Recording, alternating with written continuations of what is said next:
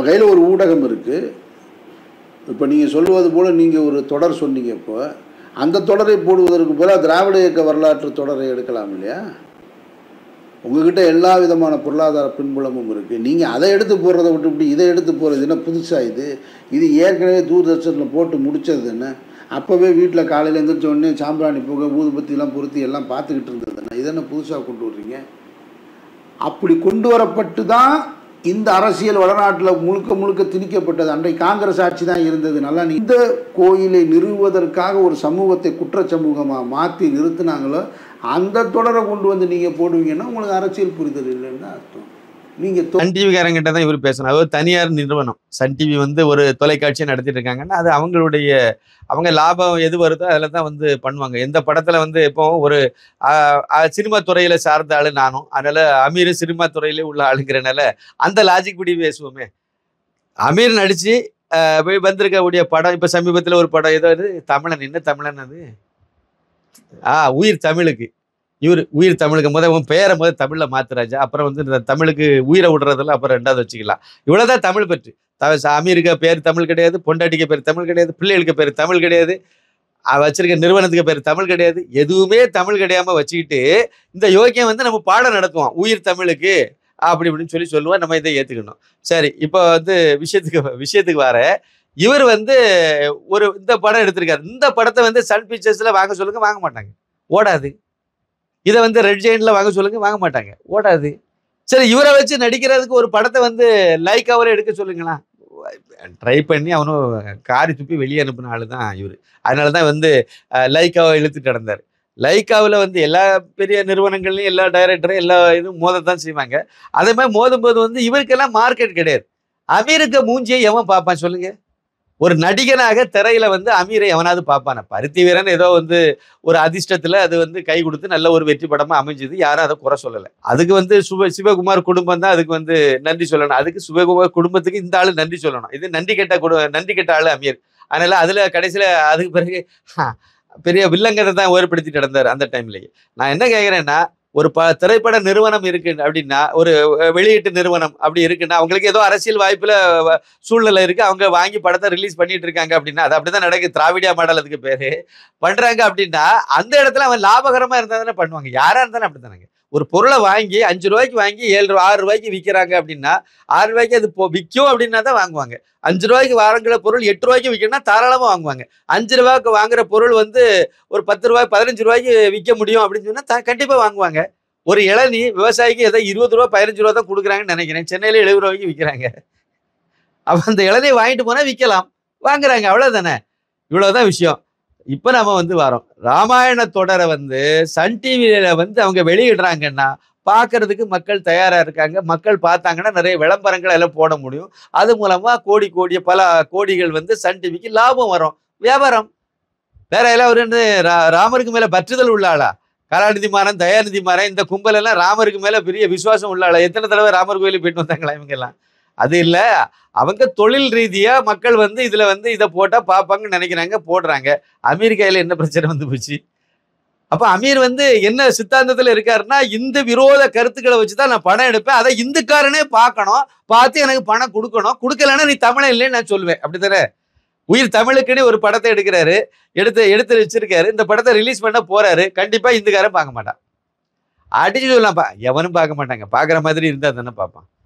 முதலாவது அடிப்படையில பாக்குற மாதிரி இருக்கணும். அப்புறம் வந்து நீங்க வந்து இந்துக்காரனா பகைச்சிருவீங்க, அப்புறம் ஜாதி ரீதியா எல்லாத்தையும் பகைச்சிருவீங்க.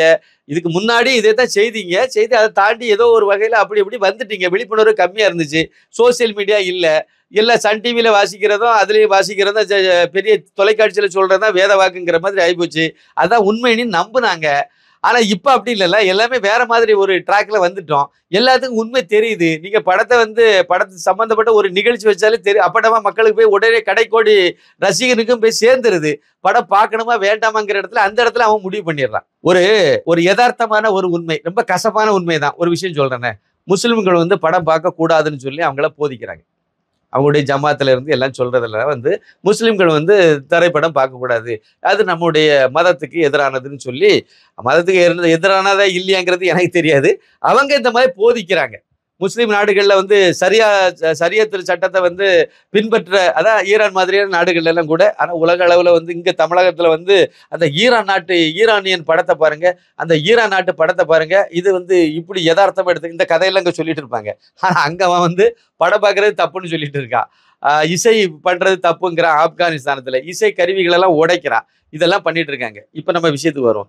ஜமாத்தில் வந்து படம் பார்க்கறது தப்புன்னு போதிக்கிறாங்க. இருக்கிறதே தமிழ்நாட்டில் இருக்கக்கூடிய மக்கள் தொகையில் 6% தான் முஸ்லீம்கள். அந்த 6% மக்கள்லேயும் வந்து ஒரு 100 பேர் முஸ்லீம் இருக்கான்னா அதில் 5 பேர் கூட படம் பார்க்க தேட்டருக்கு போக மாட்டாங்க. பார்க்கக்கூடாதுன்னு அவங்க சொல்றதுனால அந்த மத கட்டுப்பாட்டில் அவங்க வந்து அதை ஏற்றுக்கிட்டாங்கன்னா தேட்டர் பார்க்க வரமாட்டாங்க. பெரும்பாலும் பாருங்க 100க்கு ஒரு தேட்டரில் வந்து பார்த்தீங்கன்னா 1-2 பேர் முஸ்லீம் வந்தால் உண்டு, அவ்வளோதான். வரமாட்டாங்க. அதுவும் பெரியவங்க சுத்தமாக வரமாட்டாங்க. ஏதோ விதிவிலக்கா 1-2, 1000ல் 1, 1,00,000ல் 1 வந்தா உண்டு. இதை யதார்த்தமான விஷயத்த சொல்றேன். அப்போ படம் பார்க்கக்கூடாதுன்னு போதிக்கிறாங்க, படம் எடுக்கக்கூடாதுன்னு மட்டும் போதிக்கவே மாட்டேங்கிறாங்க. அதே ஜமாத்துல சொல்லணுமா, அமீர் நீ படம் எடுக்காதப்பா, இது வந்து ஹராம், இது வந்து குரானுக்கு எதிரானது, இது வந்து இஸ்லாத்துக்கு எதிரானது, அந்த ஆள்கிட்ட சொல்லணும்ல, சொல்லி நீ பண்ணாதன்னு சொல்லணும்ல. ஏஆர் ரஹ்மான்ட்ட நீ வந்து பாட்டெல்லாம் போடாத, இது வந்து ஹராம், இது வந்து இஸ்லாமுக்கு எதிரானது, முஸ்லீம் மதத்துக்கு எதிரானது, நம்முடைய மார்க்கத்துக்கு எதிரானது, அதனால நீ பாட்டெல்லாம் போடக்கூடாது, சினிமா பாட்டெல்லாம் போடக்கூடாது, நீ போடுறதா இருந்தால் ஒன்னே ஒன்று தான் போடணும், அது வந்து முஸ்லீம் மத பாட்டு மட்டும்தான் நீ செய்யணும் அப்படி சொல்ல வேண்டியது தானே. ஏன் சொல்ல மாட்டேங்கிறீங்க? யுவன் சங்கர் ராஜாட்ட போய் இதுமாதிரி சொல்ல வேண்டியது தானே. இதே மாதிரி இந்த நிறைய நடிகைகள் இருக்காங்கல்ல, அந்த நடிகைகள்கிட்டலாம் இந்த முஸ்லீம் மதம் சார்ந்தவங்க, அவங்ககிட்டலாம் நீங்கள் சொல்லலாம்ல, சொல்ல மாட்டாங்க. அப்போ அந்த பக்கம் இதை சொல்ல மாட்டாங்க, இதெல்லாம் பண்ணக்கூடாது தப்புங்கிறத படம் பார்க்கறதுக்கு மட்டும் போகக்கூடாதுன்னு சொல்லி தடுக்கிறாங்க. அதை நம்ம வந்து புரிஞ்சுக்கணும், தடுக்கிறாங்க. இப்போ அடுத்து கிறிஸ்தவ மதத்துவாங்க, அங்கே இதே மாதிரி கொஞ்சம் விளக்கண்ண கோஷ்டிகள் கிடக்கு, மத குருக்கள்ங்கிற பேர்ல பாதிரி கும்பல் கொஞ்சம் கிடக்கு, அதுவும் இதே வேலையை தான் செய்யுது. அதில் விதிவிலக்கா கொஞ்சம் இதை முஸ்லீம் மதத்தை விட அங்கே கொஞ்சம் கூடுதல் எண்ணிக்கையில் படம் பார்க்க வருவாங்க. இங்கே வந்து 100க்கு 1-2ன்னா அங்கே 4-5 பேர் வருவாங்க, இவ்வளோதான் விஷயம். அங்கேயும் வந்து இந்த பெந்த கோஸ்தே, இந்த அப்புறம் வந்து சிஎஸ்ஐ, அப்புறம் வந்து இந்த மோகன்சி லாசரஸ் கும்பல், அப்புறம் வந்து இந்த பால் தினகரன் கும்பல், இது எதுவுமே படம் பார்க்கறத என்கரேஜ் பண்ண மாட்டாங்க. படம் பார்க்க கூடாதுன்னு சொல்றாங்க. அப்படி சொல்லி அதை தடுக்கிறாங்க. அப்படின்னா தமிழகத்துல மொத்தம் கிறிஸ்டின் முஸ்லீம் 2 பேரும் எடுத்தீங்கன்னா அதிகபட்சம் போனா ஒரு 13-14% தான் தேரும்.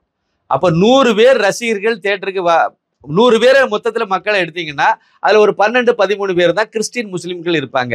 பாக்கி அத்தனை பேரை யாரு? இந்துக்காரன்.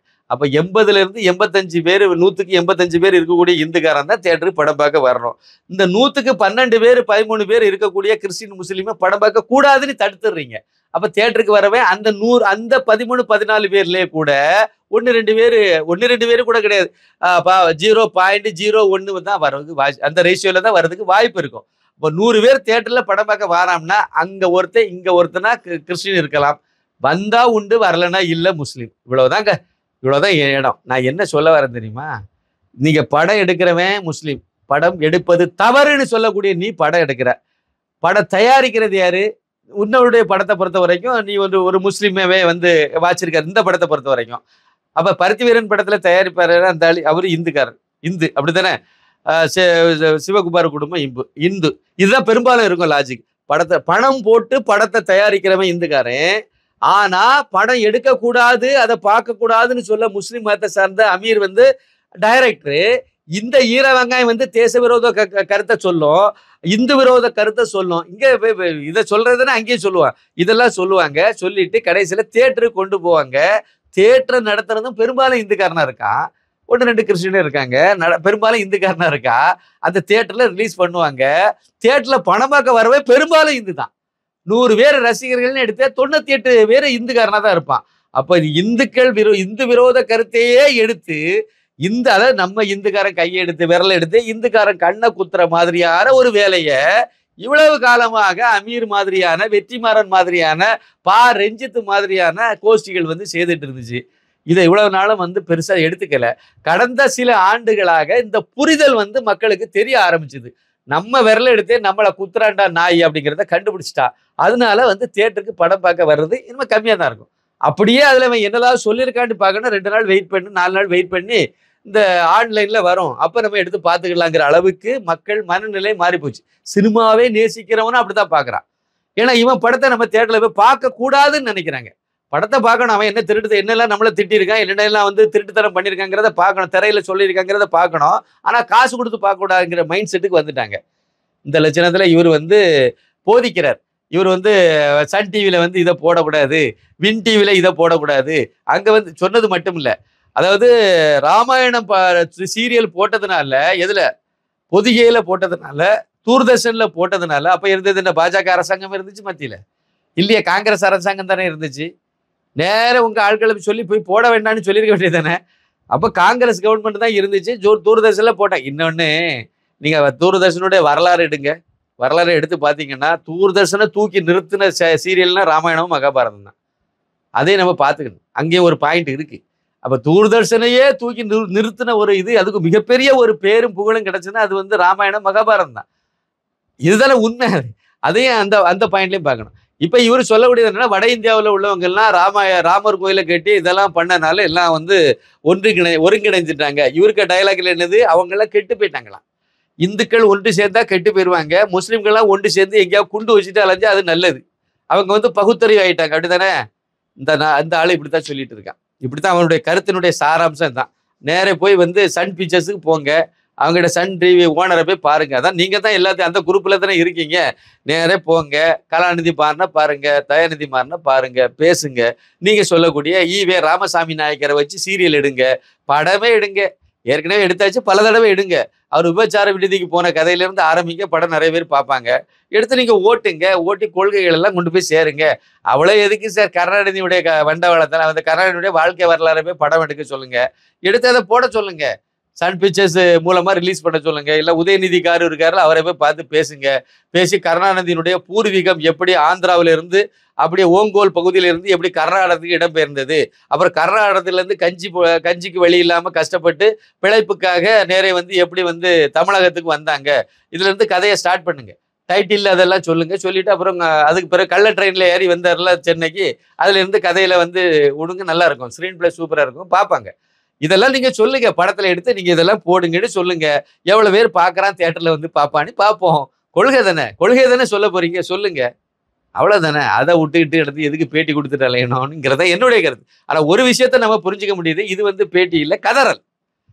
இந்துக்கள் ஒன்று சேர்றாங்க. என்ன சொல்ல வரேன்னா, இந்து ஓட்டு வங்கி உருவாகுது, இதுக்கு மேல நம்ம வியாபாரம் பண்ண முடியாதுங்கிறத அமீர் மாதிரியான ஆட்கள் வந்து அடி மனசுல கை வைக்கிற மாதிரி இருக்கு அவங்களுக்கு.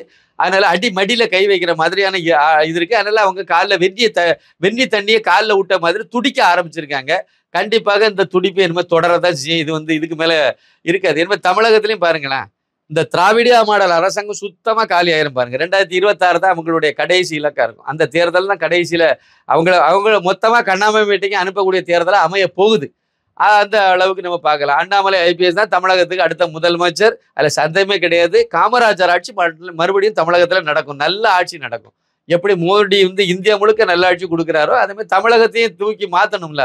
இங்க கிட்டத்தட்ட 60-70 வருஷமா நாசம் பண்ணி வச்சிருக்காங்கல்ல, அந்த இதெல்லாம் மாற்றுறதுக்கு ஒரு ஆட்சி வரப்போகுது. அது வரக்கூடாதுங்கிறது இந்த கும்பல்களுடைய எண்ணம். வந்துச்சுன்னா இவங்க பொழைப்பு நாரி போயிருங்கிறது, இவங்களுடைய பித்தலாட்டம் மோசடி இதெல்லாம் தெரிஞ்சு போயிடும், வெளியே வந்துடும். அதனால பண்ண முடியாது, குண்டு வைக்க முடியாது, முக்கியமா மதம் மாற்ற முடியாது, இதெல்லாம் செய்ய முடியாது. அதனால கதறத்தான் செய்வாங்க. கதறாங்க, நல்லா கதறட்டும், சந்தோஷமா நம்ம